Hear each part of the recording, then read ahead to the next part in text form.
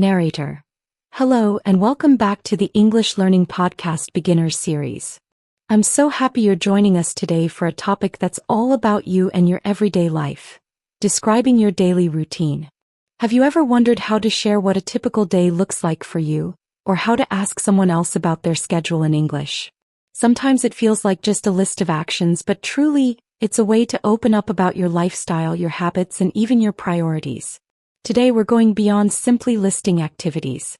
We're going to explore how to talk about your morning rituals, your work or study schedule, your afternoon wind down, and your evening unwinding, all while learning natural phrases and expressions.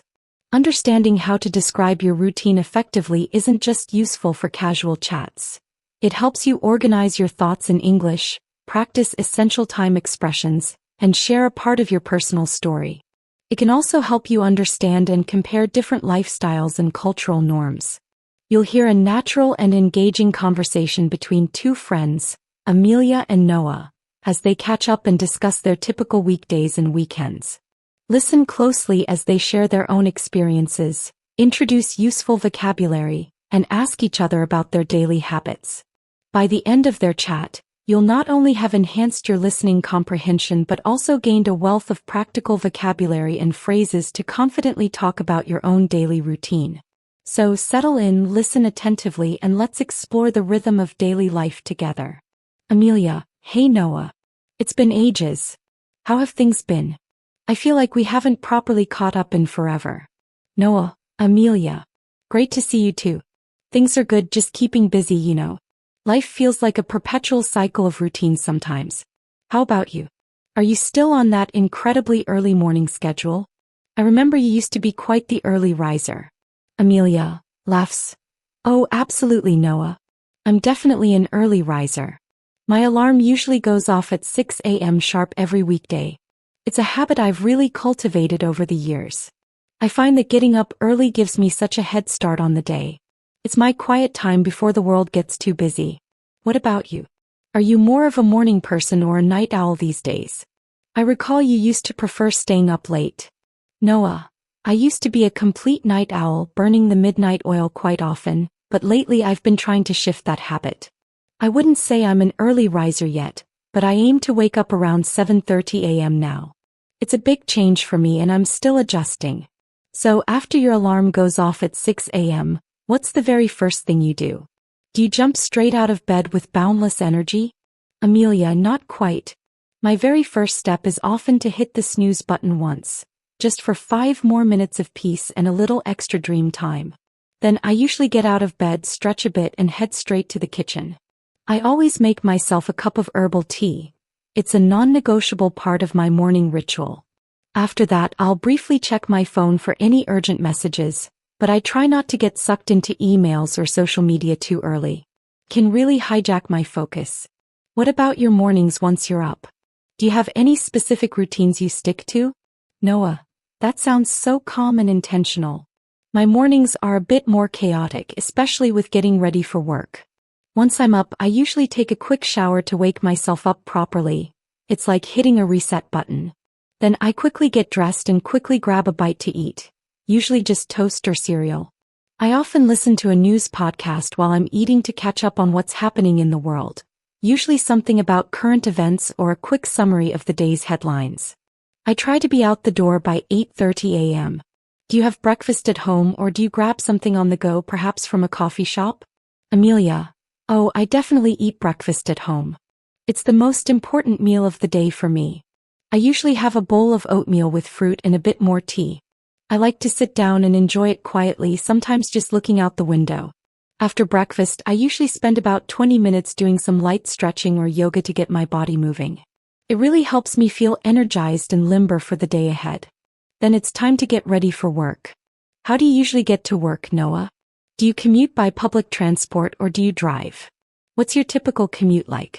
Noah: I actually take the subway to work. The station is just a few blocks from my apartment, so it's pretty convenient, even though it can get really crowded during rush hour. My commute usually takes about 40 minutes, depending on the train schedule. It's a good time to read a book. I'm currently enjoying a sci-fi novel, or just listen to music to zone out a bit. What's your commute like? Do you have a long journey or are you one of the lucky ones with a short trip? Amelia: I'm pretty lucky. I work from home a couple of days a week, so on those days my commute is literally from my bedroom to my home office.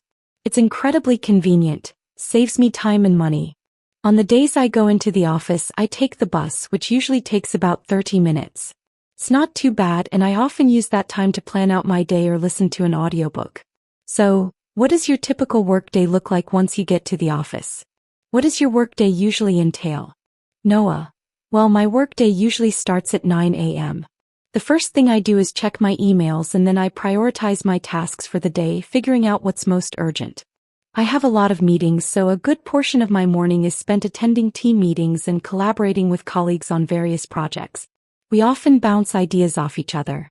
I usually take a short coffee break around 11 a.m. to recharge. When do you typically start your workday and how do you organize your mornings? Amelia: My official start time is also 9 a.m. I usually kick off my day by reviewing my to-do list and getting straight into my most important tasks. I try to tackle the big projects in the morning when my mind is freshest and I have the most energy. I also have a lot of virtual meetings since I work remotely some days, which can be draining. So, do you usually eat lunch at your desk, or do you go out for lunch with your colleagues? What's your routine for that midday break? Noah: I try to take a proper lunch break, usually around 1 p.m. I often go to the office cafeteria with some colleagues, or sometimes we'll grab a sandwich from a nearby deli. It's good to step away from the screen for a bit, get away from the office environment. We usually chat about things unrelated to work. It's a nice mental break from the daily grind. How long is your lunch break and what do you usually do during it? Do you have any specific lunch habits? Amelia: My lunch break is typically an hour and I usually eat at home. Sometimes I'll prepare something simple like a salad or reheat leftovers from the night before. I try to take a short walk outside if the weather's nice, just to get some fresh air and stretch my legs. It really helps to recharge for the afternoon. What about your afternoons at work? Do they feel different from your mornings in terms of tasks or energy levels? Noah: Definitely. My afternoons are usually more focused on individual work, responding to emails, working on reports, and following up on tasks that came up from morning meetings. Sometimes I'll have another meeting or two, but it's generally less collaborative. I find my energy dips a bit in the mid-afternoon, so I might take another quick coffee break or stretch at my desk to avoid feeling sluggish. What about your afternoons, Amelia? Do you have a period of deep work or do you prefer to keep it varied? Amelia: I'm the same. Afternoons are often about deep work for me, really diving into complex tasks that require sustained concentration. I try to avoid meetings in the late afternoon so I can wrap up my work efficiently. I usually finish up my main tasks by 5 p.m. After that, I do a quick review of my progress for the day and plan for the next day, making sure I'm ready to hit the ground running. What time do you typically finish work and head home? Noah: My workday usually ends around 5:30 p.m. or 6 p.m., depending on what needs to be done and if there are any urgent deadlines. Once I'm done, I usually pack up my bag and head back to the subway station. My commute home is similar to the morning, though sometimes it feels longer when I'm tired after a full day. What do you do once your workday is officially over? How do you unplug and transition into your evening? Amelia: Well, when I finish work, I try to unplug immediately. It's a conscious effort to separate work from my personal life. I usually change out of my work clothes and do something completely different. Sometimes I'll go for a run or do a workout at home to burn off some energy. Other days, I might just relax on the couch and read a book for a while. It's important for me to decompress and clear my head after work. What's your typical evening routine like, Noah? How do you spend your evenings? Noah: After my commute home, I usually get back to my apartment around 6:30 p.m. The first thing I do is change into comfortable clothes. That's a signal to my brain that the workday is truly over. Then I usually start thinking about dinner. I often cook for myself, something quick and easy during the week, perhaps pasta or a stir-fry. Sometimes I'll order takeout if I'm feeling lazy or if I had a particularly demanding day. After dinner, I might watch some TV, listen to music, or call a friend or family member to catch up. What about dinner and your evenings? Do you have any specific hobbies you engage in? Amelia: I also cook dinner most evenings. I really enjoy it. It's a creative outlet and a way to unwind. After dinner, I usually clean up the kitchen and then I like to spend some time on a hobby. Lately, I've been learning to play the guitar, so I might practice for an hour. Or I might work on a creative project like painting if I'm in the mood. It helps me relax and transition into my evening before bed. What do you do to relax before you go to sleep? Do you have a wind-down routine? Noah, that's cool that you play guitar. Before bed, I usually read a chapter or two of a book. I try to avoid screens for about an hour before sleeping, so no more phone or TV. I find it really helps me wind down and get a better night's sleep. It's amazing how much difference that makes. I usually head to bed around 10:30 p.m. and aim to be asleep by 11 p.m. What's your bedtime routine like, Amelia? Amelia, that's smart advice about the screens. I try to do the same. I usually take a warm bath or read a book before bed. I also try to reflect on my day for a few minutes, thinking about what went well or what I learned. I aim to be in bed by 10 p.m. and asleep by 10:30 p.m. Getting enough sleep is so important for me to function well and feel energetic the next day. Noah, it really is crucial. So that's a pretty good picture of your weekdays, Amelia. What about your weekends? Are they completely different, or do you keep some of your weekday habits like the early rising? Amelia, my weekends are definitely more relaxed. I still tend to wake up fairly early on Saturdays, but I don't set an alarm. I usually have a leisurely breakfast, perhaps with a bit more variety, and then might go to the farmer's market to pick up fresh produce or meet up with friends for coffee and a chat. Saturdays are often for running errands like doing the groceries or other household tasks, and sometimes volunteering at a local animal shelter, which I love. Sundays are usually for relaxing at home, maybe doing some meal prep for the week ahead, or visiting family for a quiet lunch. What about your weekends, Noah? Do you have a set routine or are they more spontaneous? Noah, weekends are my time to recharge. I usually sleep in a bit on Saturday and Sunday, maybe until 9 a.m. It's a luxury I really enjoy. On Saturdays, I love to go for a long bike ride in the park or play soccer with friends at the local field. I also try to catch up on household chores and do laundry so I don't have to worry about them during the week. Sunday is usually a more chill day for me. I might watch a movie, read, or go for a walk in the park to clear my head. Sometimes I'll meet up with family for a meal, usually a casual dinner. It's definitely less structured than my weekday, which I appreciate. It helps me reset for the new week. Amelia, it sounds like a good balance. It's interesting how even when we have routines, there's always some flexibility, especially on the weekends. And it's great to hear how different people structure their days. It gives me ideas. Noah, absolutely. It's been really helpful talking about it. It makes you realize how much of our lives are shaped by these daily habits, big and small. Thanks for sharing your routine, Amelia. Amelia, you too, Noah. It's always good to learn about other people's rhythms and see commonalities and differences. Narrator. That was a fantastic conversation between Amelia and Noah, offering us a detailed look into their daily routines.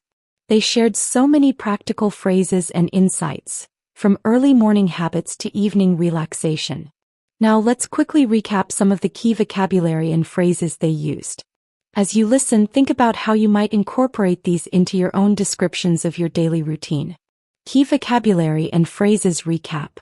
Early riser/night owl. Someone who gets up early/someone who stays up late. Alarm goes off. When your alarm clock rings. A hit the snooze button. To press a button that temporarily stops the alarm. A morning ritual. A set of actions you consistently do every morning. Commute. The regular journey from home to work or school. Rush hour. The busiest time of day for traffic. Work from home. To do your job from your house. Prioritize tasks. To decide which tasks are most important. Take a break. To stop working for a short period of time. Unplug/decompress/wind down. To relax and relieve stress, often by disconnecting from work or screens. Cook for myself/order takeout. To prepare your own food/to buy prepared food from a restaurant. Sleep in. To sleep later than usual. Narrator. As you heard from Amelia and Noah, talking about your daily routine is a fantastic way to share about yourself and connect with others. It's about more than just a schedule. It's about your lifestyle, your energy, and what's important to you. By using the phrases and vocabulary we discussed, you can confidently describe your typical day and understand others when they share theirs. Thank you for joining the English Learning Podcast today. Keep practicing these phrases and don't hesitate to think about your own day minute by minute and try describing it aloud. We'll be back soon with more engaging conversations to support your English journey.